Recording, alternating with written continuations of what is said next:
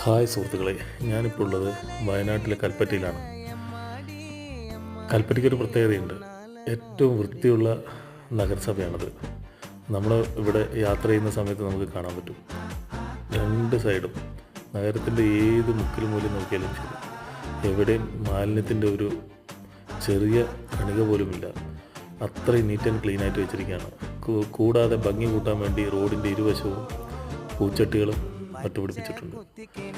ഇതൊക്കെ ശരിക്കും എല്ലാ നഗരങ്ങളും, കേരളത്തിൽ എല്ലാ നഗരങ്ങളും, എല്ലാ കോർപ്പറേഷനും എല്ലാം ഇത് മാതൃകയാക്കണം.